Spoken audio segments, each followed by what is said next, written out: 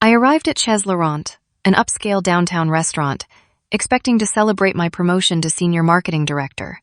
My parents specifically requested I dress formally for this special family dinner. Upon entering the elegant dining room, I spotted my married siblings Jessica and Brandon already seated at the main table with their spouses, parents, and grandmother. The hostess guided me past the adult table to a small corner table set with plastic placemats, crayon boxes, and booster seats. My 7-year-old nephew Tyler waved enthusiastically.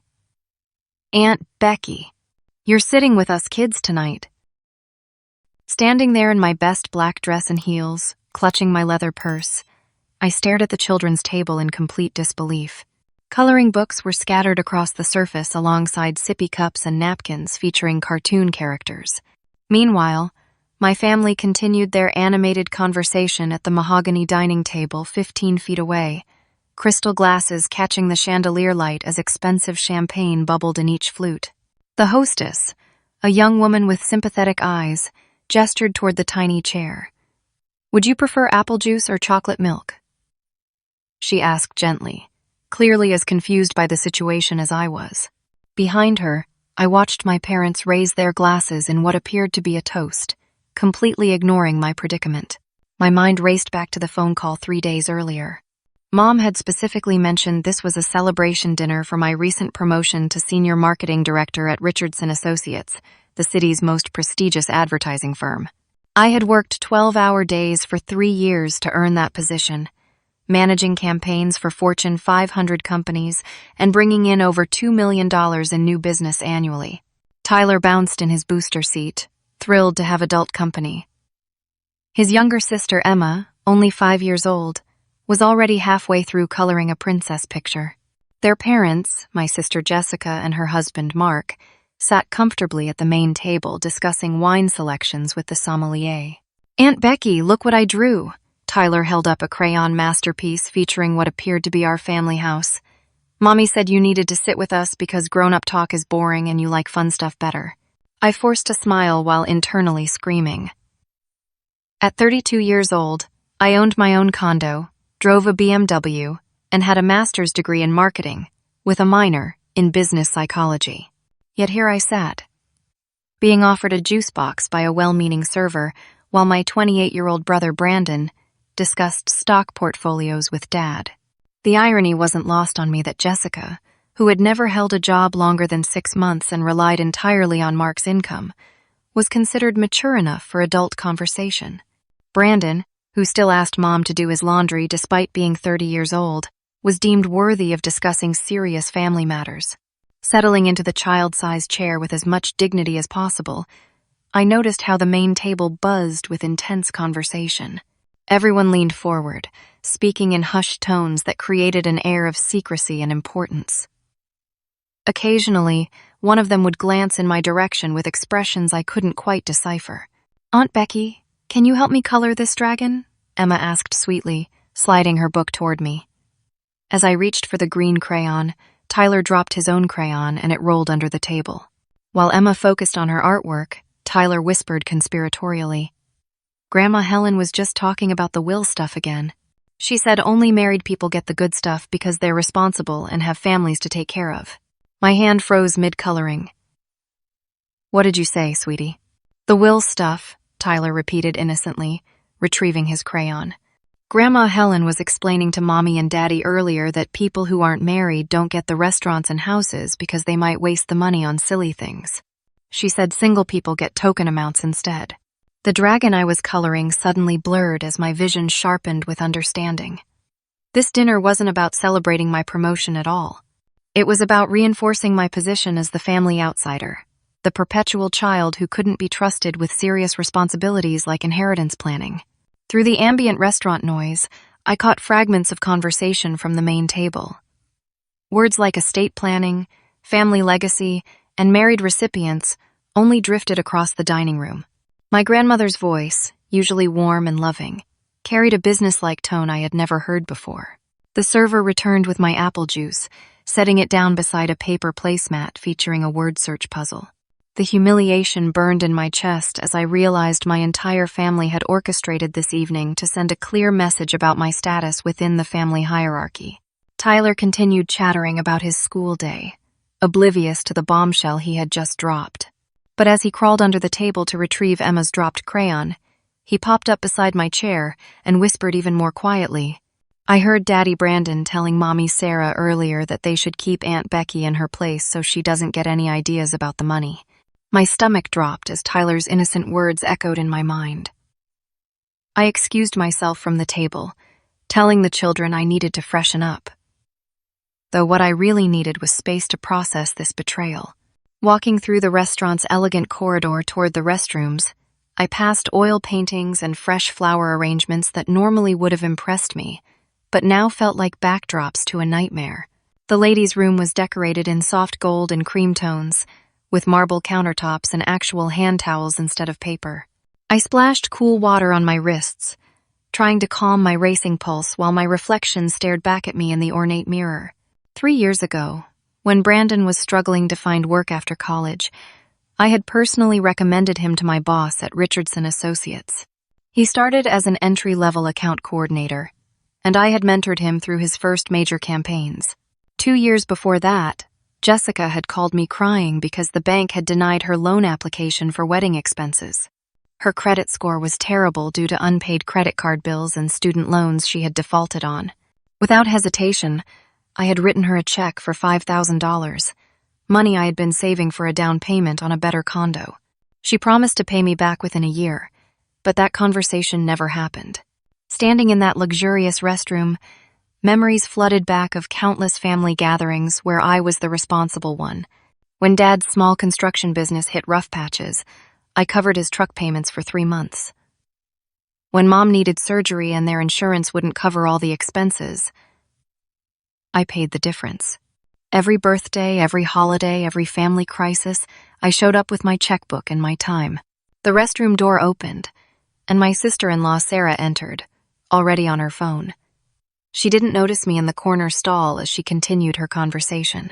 "No, Mom, everything is going exactly as planned," Sarah said, her voice carrying a smugness I had never heard before. "Phase 2 starts next week when we meet with the attorney again." Brandon documented everything we discussed about pushing harder on the unstable lifestyle angle.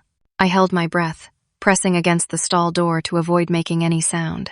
"Trust me, after tonight's little demonstration with the children's table, she'll get the message about her place in this family," Sarah continued. "The lawyer said if we can provide enough evidence of her irresponsible behavior patterns, we might be able to get her excluded entirely from any inheritance considerations." My hands shook as I listened to Sarah describe me as if I were a problematic employee rather than a family member. She mentioned having photographs of me having dinner with male colleagues, attending work parties where I was photographed holding wine glasses, and even pictures of me leaving bars after client meetings. "Brandon's been collecting documentation for months," Sarah whispered into the phone.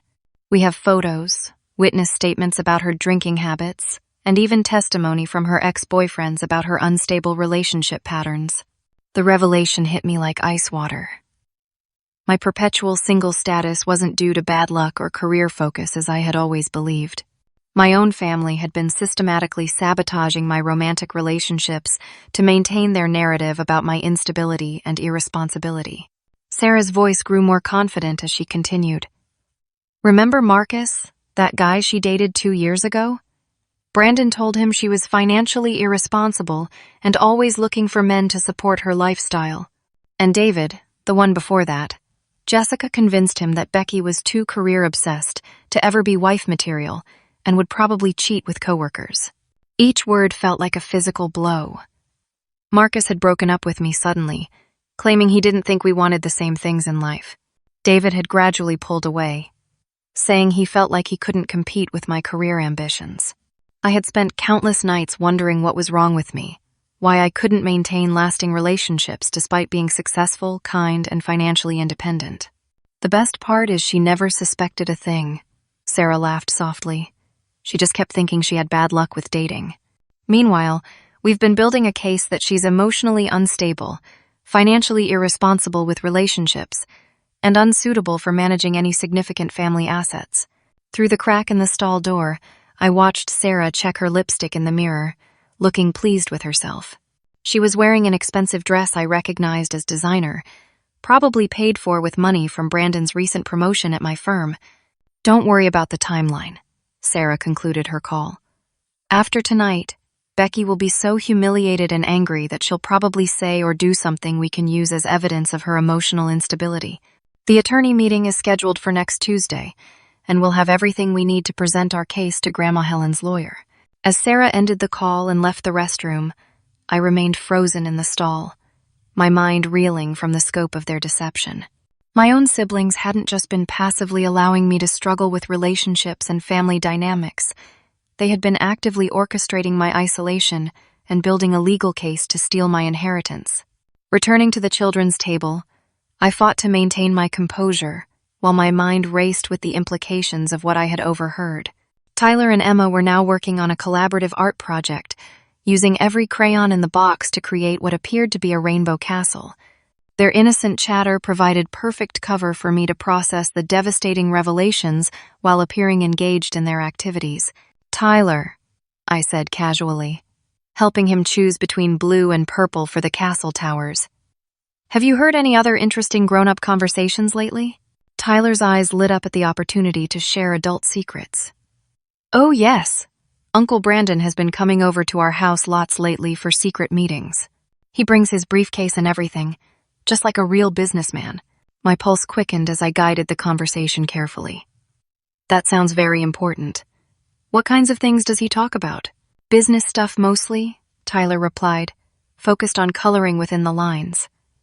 "He has these papers with company names on them, and he tells Daddy Mark that these are his clients now. He says Aunt Becky taught him everything he knows, but now he's ready to be the boss." The crayons in my hand nearly snapped. Over the past 6 months, I had noticed some unusual patterns with my client accounts at Richardson Associates. 3 of my biggest clients had requested meetings specifically with Brandon, citing their comfort with his hands-on approach and fresh perspective on their campaigns. I had been proud of his professional growth, assuming his success reflected well on my mentoring abilities. "Did Uncle Brandon mention any specific company names?" I asked, trying to keep my voice light and curious. Tyler nodded enthusiastically. "Hartwell Manufacturing, Peterson Auto Group, and some insurance company with a really long name." Uncle Brandon showed Daddy Mark contracts and said these companies are going to make him really rich because he knows exactly what they want. My blood ran cold. Those were 3 of my most lucrative accounts, representing over 60% of my annual commission income. Hartwell Manufacturing alone was a $200,000 account that I had landed after months of competitive presentations and relationship building. "Tyler, this is very important," I said, kneeling beside his chair to meet his eye level. "When Uncle Brandon talks about these companies, does he mention anything about Aunt Becky?" Tyler's expression grew serious, sensing the gravity of my question. "He says you don't know about the new contracts yet, but you're going to be really surprised on Monday. He told Daddy Mark that once these clients sign with his new company, you won't have enough work left to keep your fancy office." The final pieces of the puzzle clicked into place. Brandon hadn't just been learning from my mentoring.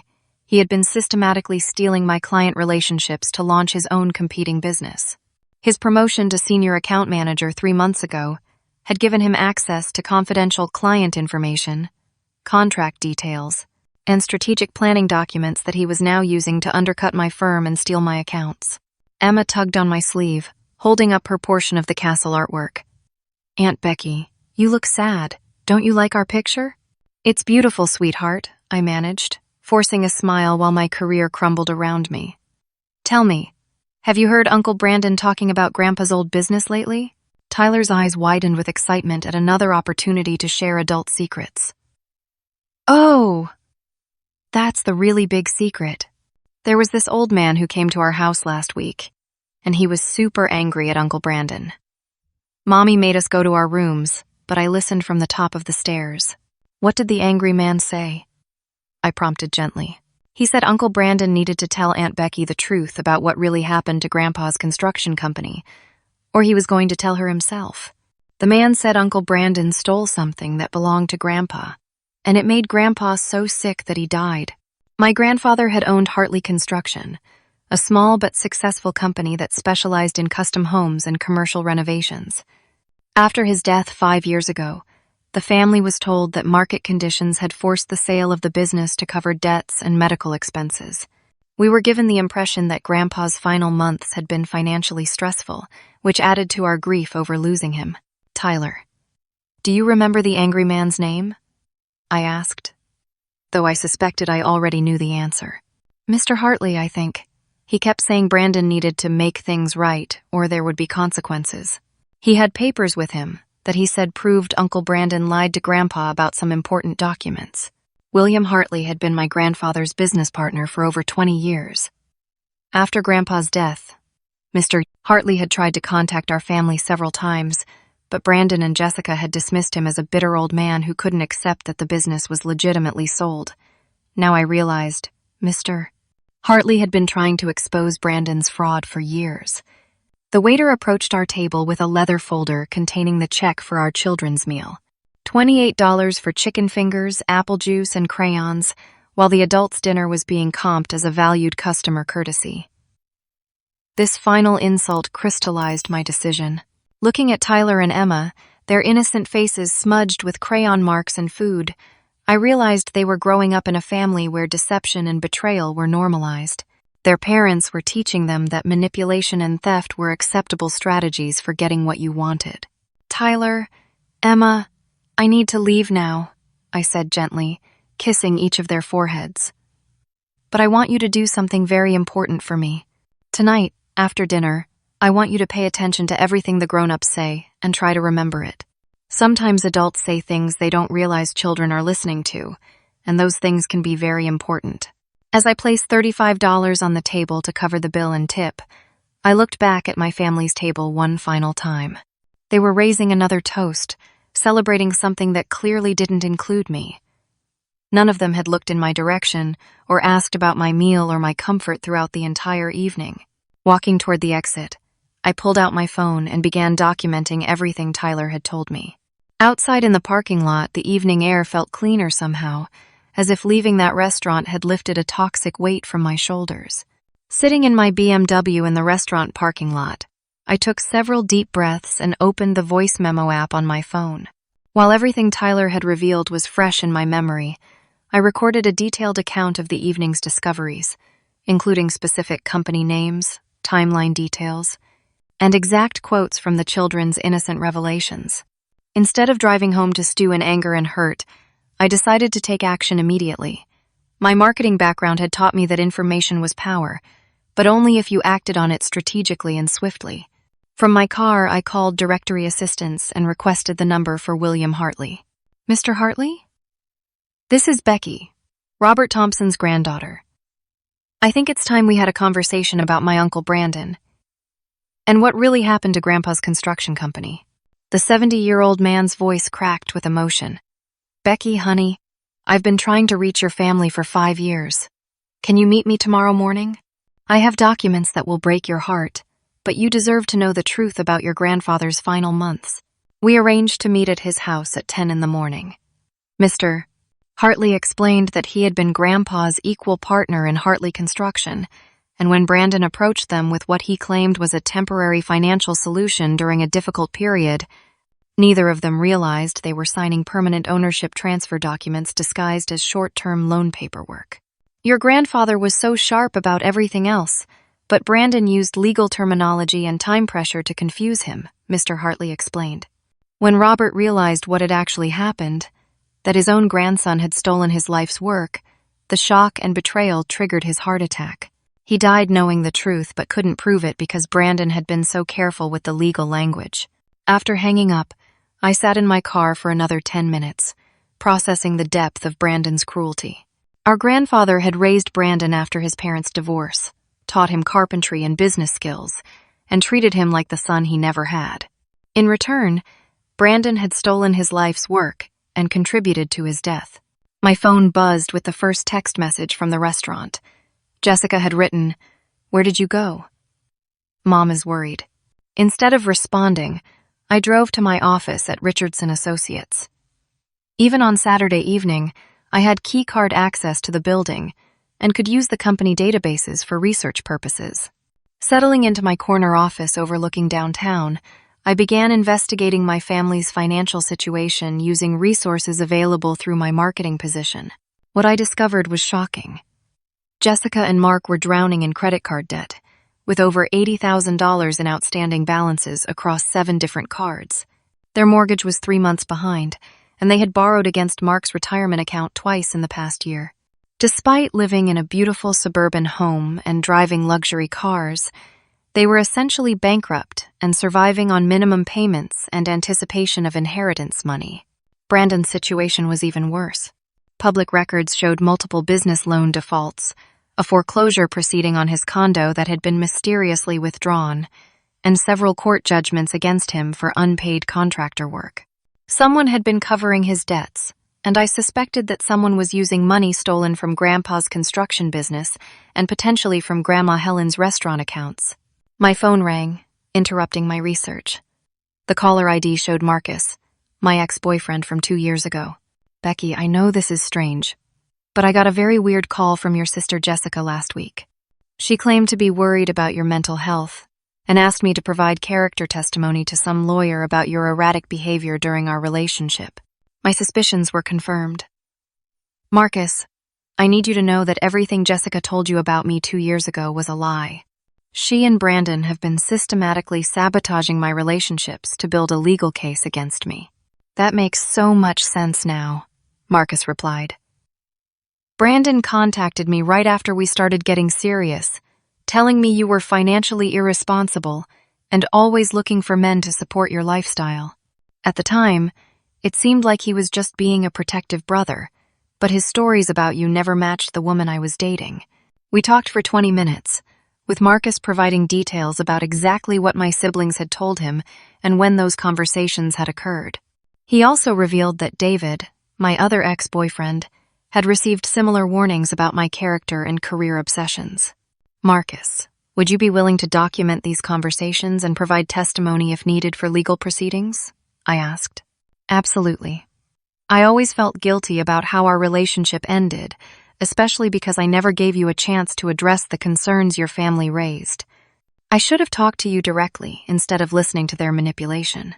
After hanging up with Marcus, my phone started buzzing with increasingly frantic messages from my family. 26 missed calls and 43 text messages had accumulated while I worked. The messages ranged from concerned inquiries about my whereabouts to angry demands for immediate response. Mom had written, "Becky, we're all very worried. Please call immediately." Dad's message was more direct. "This disappearing act is childish and inconsiderate. Call us now." Jessica had sent multiple messages. "There's a family emergency. Where are you? Mom is crying and thinks something terrible happened. You're being selfish and dramatic." Brandon's messages carried a threatening tone. "Stop playing games and answer your phone. This behavior proves everything we've been saying about your emotional stability." Reading through their messages, I realized they were panicking because my sudden departure had disrupted their carefully planned evening of humiliation and control. They expected me to react emotionally, to call crying or show up angry, providing them with ammunition for their legal case about my instability. Instead, I was methodically building my own case with documentation, witness testimony, and financial records. Tomorrow's meeting with Mr. Hartley would provide the final piece of evidence I needed to expose Brandon's criminal behavior and protect myself from their inheritance manipulation. Turning off my phone, I continued researching late into the night, gathering information that would change everything for my family. By the time I finally drove home at 2 in the morning, I had contacted 3 different professionals: a lawyer who specialized in elder abuse and inheritance fraud, a private investigator who could document the relationship sabotage, and a forensic accountant who could trace stolen funds. Sunday morning sunlight streamed through my condo windows as I reviewed the stack of documents and notes I had compiled during my late-night research session. My phone, which I had finally turned on, immediately exploded with notifications. 26 missed calls and over 40 text messages painted a picture of increasing family panic throughout the night. The messages revealed their growing desperation as hours passed without response. Mom's early texts were worried but patient. "Sweetheart, please just let us know you're safe." By midnight, her messages had become frantic. "Becky, I'm calling hospitals if you don't respond in the next hour." Dad's communication followed a similar pattern, evolving from authoritative commands to genuine fear. "This silent treatment needs to stop immediately," had transformed into, "Please, honey, just one text to let us know you're okay." But it was Jessica and Brandon's messages that revealed the true nature of their panic. Jessica's texts showed someone desperately trying to maintain control of a narrative. "You're embarrassing the family with this dramatic behavior. Grandma Helen is very upset about your rudeness." This is exactly the kind of emotional instability we've been concerned about. Brandon's messages were more aggressive. "Your childish tantrum is causing unnecessary family stress. This disappearing act proves you're not mature enough for adult responsibilities. When you finally decide to act like a grown-up, we'll be here to discuss your behavior." Their language confirmed what I had suspected. They viewed my absence not as the reaction of a hurt family member, but as evidence supporting their case against my emotional stability and maturity. At exactly 10 o'clock, I knocked on Mr. Hartley's door. The 70-year-old man welcomed me into his modest but immaculate home, where he had prepared coffee and arranged several boxes of documents on his dining room table. "Your grandfather was like a brother to me," he began, his eyes misting with emotion. "We built that business together for 23 years, through good times and bad. What Brandon did to him in those final months was not just theft, it was elder abuse of the worst kind." Mr. Hartley showed me the original partnership documents, clearly outlining equal ownership between him and Grandpa. Then he produced the papers Brandon had presented for signature, with language so convoluted and technical that even I, with my business background, had difficulty understanding the true implications. "Brandon told your grandfather these were temporary loan documents to help with cash flow during a slow period," Mr. Hartley explained.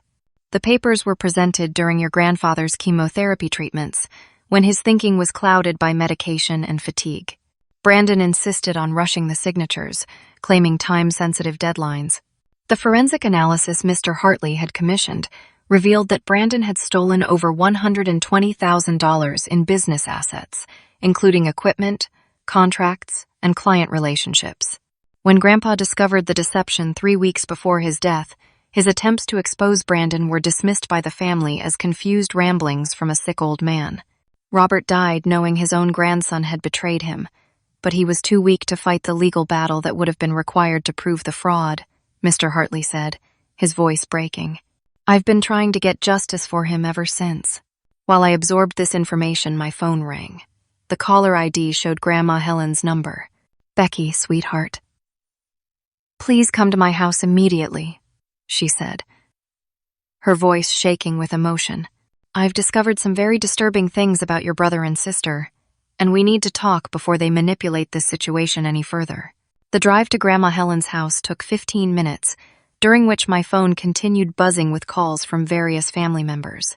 I let them all go to voicemail, focusing instead on preparing for what I suspected would be a pivotal conversation. Grandma Helen answered her door with red-rimmed eyes and trembling hands. Her usually immaculate living room was scattered with financial documents, legal papers, and family photographs. She had clearly been crying. "Honey, I owe you the biggest apology of my life," she began before I had even sat down. "I've been such a foolish old woman, and I almost let your siblings destroy you with their lies." She explained that 3 months earlier, her accountant had flagged unusual patterns in her restaurant accounts. Someone with access to her emergency keys and management authorization had been systematically stealing from register receipts and creating false vendor invoices. "I hired a private investigator because I couldn't believe any of my grandchildren would steal from me," she continued. "What he discovered broke my heart. Brandon has stolen over $50,000 from my restaurants in the past year, and Jessica has been helping by providing alibis and false documentation. But the financial theft was just the beginning. Grandma Helen's investigator had also uncovered the relationship sabotage, the mail interception scheme, and the plan to have me declared mentally incompetent for inheritance purposes. The worst part is the fake will," she said, producing a document I had never seen before. That requirement about married family members receiving priority inheritance was completely fabricated. Jessica and Brandon's attorney friend created a fraudulent draft to make you believe you were excluded from consideration. My actual inheritance, according to Grandma Helen's real will, was equal shares of her restaurant empire and property investments, worth approximately $2.3 million divided among all grandchildren regardless of marital status. I was never going to exclude you, sweetheart, she said, taking my hands in hers. Your siblings created this entire deception because they're drowning in debt and needed immediate access to inheritance money to avoid bankruptcy and foreclosure. As we talked, Grandma Helen's security system alerted us to multiple cars arriving in her driveway. Through the window, we watched my parents, Jessica, Mark, Brandon, and Sarah, pile out of their vehicles and march toward the front door with determined expressions. They're here for the emergency family meeting I called, Grandma Helen said grimly. But they're expecting to find you in emotional distress, ready to be manipulated further. Instead, they're going to face the consequences of their actions. The doorbell rang, and Grandma Helen straightened her shoulders with newfound resolve. Becky, honey, it's time your family learned the difference between loving someone and enabling their destructive behavior. When Grandma Helen opened her front door, our family members flooded into the entryway with expressions ranging from worried concern to barely concealed irritation. They had clearly expected to find me in tears, ready to apologize for my dramatic disappearance and submit to their manipulation. Instead, they walked into Grandma Helen's living room to discover me sitting calmly beside her on the sofa, surrounded by financial documents, legal papers, and a recording device that had been documenting our conversation. Their faces showed confusion, then alarm, as they noticed two additional people seated in the corner chairs. Grandma Helen's attorney, Mrs. Patricia Coleman, and a man in a police uniform. "Please, everyone sit down," Grandma Helen said with a firmness I had never heard in her voice before. "We have some very serious matters to discuss, and I want everyone to hear the truth at the same time." Brandon immediately tried to take control of the situation. "Grandma, if this is about Becky's emotional outburst last night, we can handle this as a family without involving outsiders. She's been under a lot of stress lately, and we're concerned about her mental stability." "That's enough, Brandon," Grandma Helen snapped. "The only person here with stability issues is you, along with your gambling addiction and your habit of stealing from family members." The color drained from Brandon's face, while Jessica grabbed Mark's arm in panic. My parents looked completely confused, clearly unaware of the scope of their children's deceptions. Mrs. Coleman opened her briefcase and began distributing documents to each family member. "These are copies of financial records, security footage, and witness statements documenting systematic theft from Mrs. Helen Thompson's restaurant accounts over the past 14 months. The first document showed bank records proving that Brandon had been stealing from Grandma Helen's 3 restaurants using his emergency key access. Security footage screenshots captured him taking money from registers after hours and creating false vendor receipts to cover the shortfalls. The total theft amount exceeds $52,000, Mrs. Coleman continued. Additionally, we have evidence of inheritance fraud, elder abuse regarding the late Robert Thompson's construction business, and conspiracy to commit document fraud regarding Mrs. Helen Thompson's estate planning. Mom gasped audibly as she processed the accusations against her children. "Helen, surely there's been some mistake. Brandon and Jessica would never." "I'm afraid there's no mistake," Officer Davis interrupted, introducing himself as the detective assigned to elder abuse cases in our county. "We've been building this case for several weeks, based on Mrs. Thompson's complaint and the evidence provided by her private investigator." Grandma Helen's voice remained steady as she addressed the room. "I want everyone to understand that Brandon and Jessica have been living elaborate lies for years. Their beautiful houses, expensive cars, and luxury vacations have all been financed through theft, fraud, and manipulation of family members." She produced financial documents showing that Jessica and Mark were 3 months behind on their mortgage, drowning in over $80,000 of credit card debt, and facing foreclosure proceedings that had only been halted through legal delays. "Brandon's situation is even worse," Grandma Helen continued. "Multiple business loan defaults, court judgments, and bankruptcy proceedings that have been postponed only because he convinced lenders he had significant inheritance money coming soon. The room fell silent as family members absorbed the scope of the deception. Tyler and Emma were thankfully at Mark's parents' house, spared from witnessing their parents' humiliation and arrest. Jessica finally broke down, sobbing as she confessed, "We never meant for it to go this far." The financial pressure was so overwhelming, and Brandon convinced me that Becky didn't need the inheritance money because she was successful and single. He said we were just redistributing family assets to where they were most needed. "So you decided to steal from an 80-year-old woman and sabotage your sister's personal relationships to justify your theft?" Officer Davis asked bluntly. Brandon, realizing the gravity of his situation, tried one final manipulation. "Grandma, I can pay everything back. I've got new business contracts coming in, and my firm is doing really well. This is all just a misunderstanding about timing and communication." Mr. Hartley, who had arrived during the confrontation with his own evidence boxes, spoke for the first time. "Brandon, you told your grandfather the exact same lies when you stole his construction business. The only difference is that now we have security cameras and computer records to prove your fraud." The weight of evidence was overwhelming. Brandon had embezzled from Grandma Helen's restaurants, stolen Grandpa's construction business through fraudulent documents, systematically sabotaged my romantic relationships, planned to steal my client accounts for his competing business, and conspired with Jessica to have me declared mentally incompetent to exclude me from inheritance considerations. Brandon Thompson, you're under arrest for embezzlement, elder abuse, and conspiracy to commit inheritance fraud, Officer Davis announced, producing handcuffs. Jessica Thompson, you're also under arrest as an accessory to these crimes. The handcuffs clicked around Brandon's wrists as he continued protesting his innocence. "This is insane. Becky, tell them you forgive me. We're family. You can't let them arrest your own brother over a simple misunderstanding." For the first time since entering Grandma Helen's house, I spoke directly to my siblings. "Brandon, you stole from our dying grandfather and contributed to his death through stress and betrayal. You've been stealing from Grandma Helen for over a year.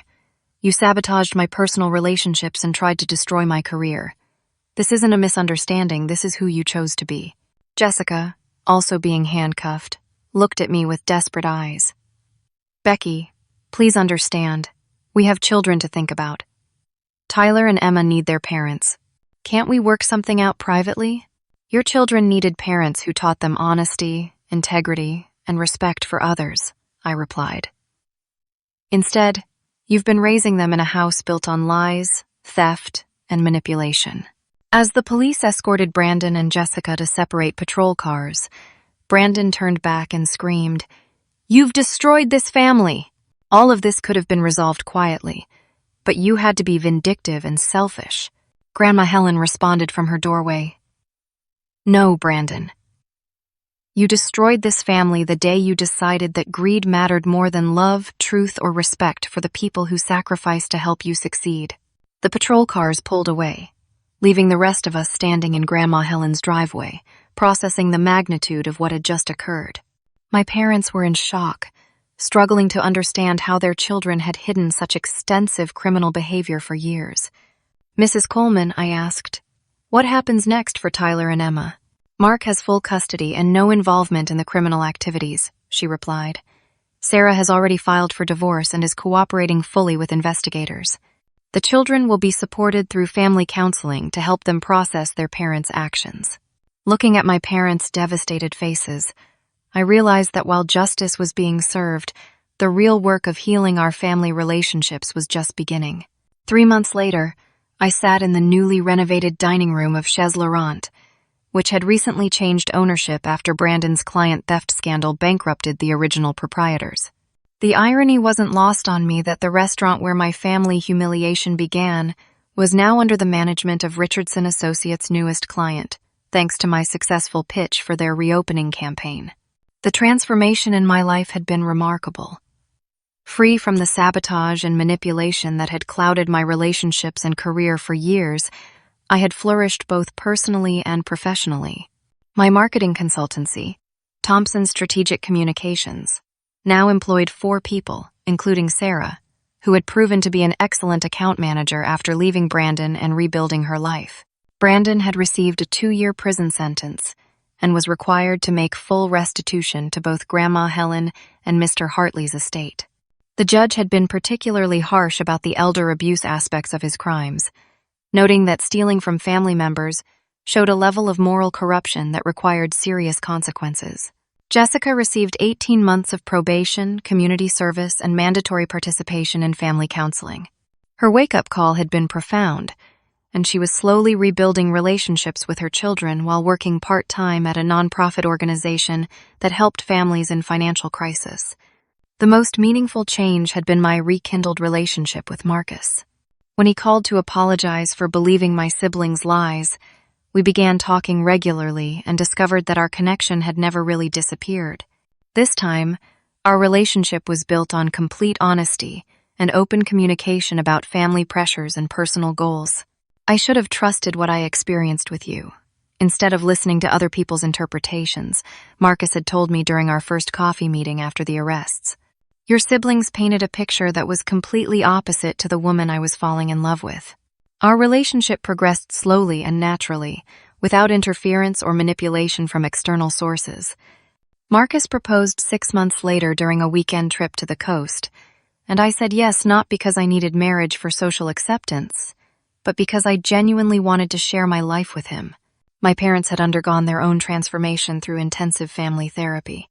Dad's initial reaction had been anger and denial, but counseling helped him understand how his favoritism toward married children had enabled Brandon and Jessica's sense of entitlement.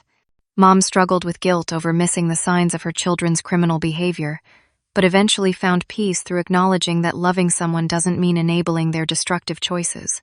We failed you by treating marriage as the measure of maturity and success, Dad had apologized during one of our family therapy sessions. Your achievements and character should have been celebrated regardless of your relationship status. Tyler and Emma were thriving under Mark's sole custody, with support from extended family and professional counseling. Tyler, now 8, had initially struggled to understand why his parents were in trouble, but family therapy helped him process the complex emotions of loving people who had made terrible choices. I still love Mommy and Daddy, Tyler had told me during one of his weekend visits, but I understand that they made really bad mistakes that hurt people. The counselor says I can love them and still know that what they did was wrong. Emma, at 6 years old, adapted more quickly and was simply happy to have stable routines and consistent care from her father and stepmother. She spent every other weekend with me, and we had developed our own traditions, including cooking lessons and art projects that never involved coloring books or children's tables. Grandma Helen had made complete recovery from the betrayal, channeling her energy into expanding her restaurant empire and establishing a foundation to help elderly people protect themselves from financial abuse by family members. Her will remained unchanged, with equal inheritance shares for all grandchildren, but she had also added provisions creating trust funds for Tyler and Emma's education and therapy expenses. What your siblings did to you and to our family was unforgivable, Grandma Helen had told me, but it also revealed the strength of your character and your capacity for forgiveness. You could have responded with revenge, but instead you chose justice and healing. The relationship sabotage that had plagued my 20s and early 30s was fully exposed and documented. Both Marcus and David provided testimony for the legal proceedings, and we had become friends again, with David remarking that he felt terrible about not recognizing the manipulation at the time. The stories your siblings told about you were so specific and seemed to come from genuine concern, David had explained. I never imagined that family members would deliberately sabotage your happiness for financial gain.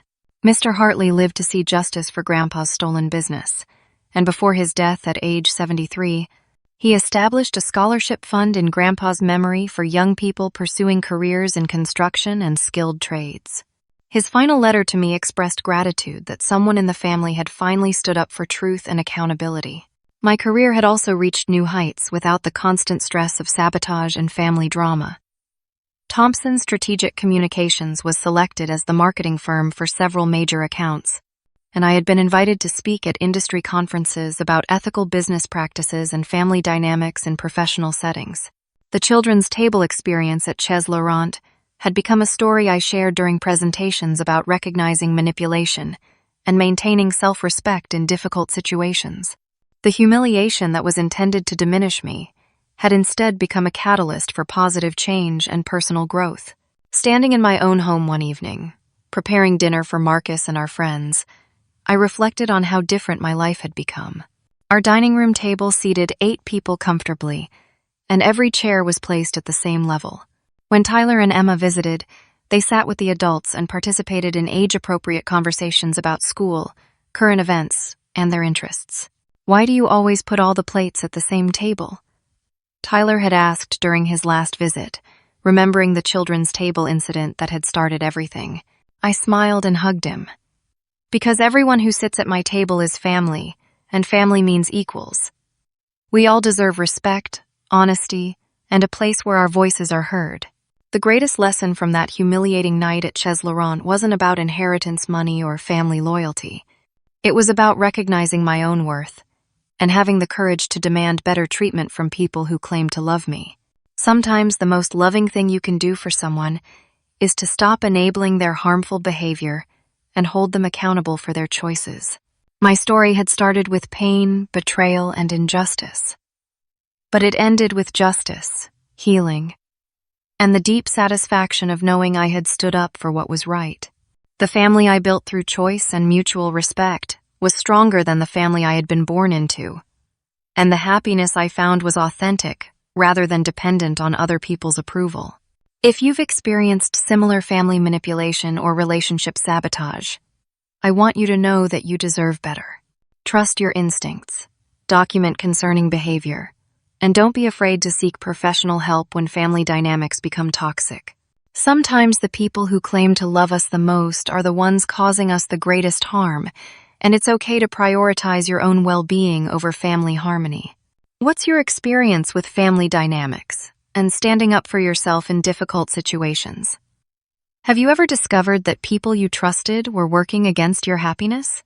Share your thoughts in the comments below. Your story might help someone else who's facing similar challenges.